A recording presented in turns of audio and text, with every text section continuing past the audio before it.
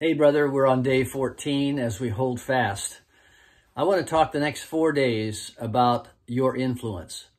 How do we influence this confusing, chaotic, warring, and deceitful culture? How would Jesus have us be an influence in this culture? Well, he gives us at least 4 different metaphors that are unforgettable. All of them are quiet, but all of them have deep, deep influence in the people around us. So I want to ask you today, are you salty? One of Jesus' metaphors for us as the living church is that we are the salt of the earth. Matthew 5:13 says, "You are the salt of the earth, but if salt has lost its taste, how shall its saltiness be restored? It is no longer good for anything except to be thrown out and trampled under people's feet." Are you salty as Jesus intended? Not like a sailor, not with caustic, crude, stinging words, but with the preservative salt for a decaying culture, with the flavoring of salt for an insipid, listless life that someone is leading. Well, salt had a history in our world, that it was a commodity that was precious because there was no refrigeration, and people learned that salt could preserve things. It could dry out meat and keep it from rotting, and they would have a food supply. And so salt caravans went from Morocco all the way to Timbuktu. Ships with salt sailed from Egypt to Rome, all crisscrossing the Mediterranean and the Aegean seas. They traded salt ounce for gold in the sub-Sahara.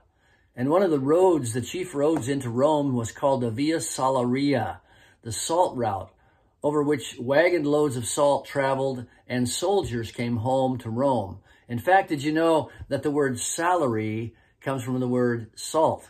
Because soldiers were partly paid in salt. And if a soldier wasn't performing up to speed, he wasn't worth his salt, and it was withheld from his pay.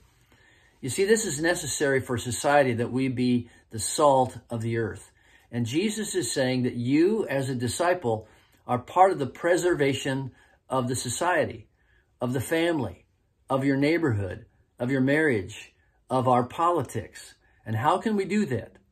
Here's a couple of ways that we can do that. Colossians chapter 4, verse 6. "Let your speech always be gracious, seasoned with salt, so that you may know how you ought to answer each person."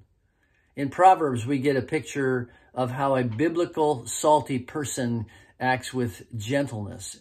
It says, "A soft answer turns away wrath, but a harsh word stirs up anger."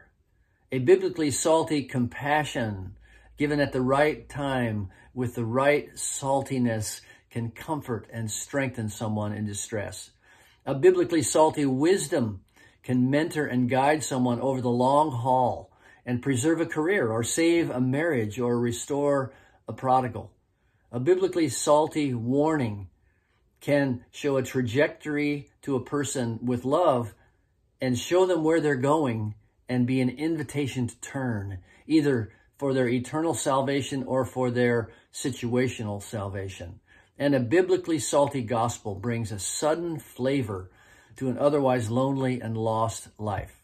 So your assignment today to influence society is to be that salt, be that preservative, be that flavoring that God has given you, and trust that Jesus will use you in this quiet but undeniable influence in our culture. God bless you.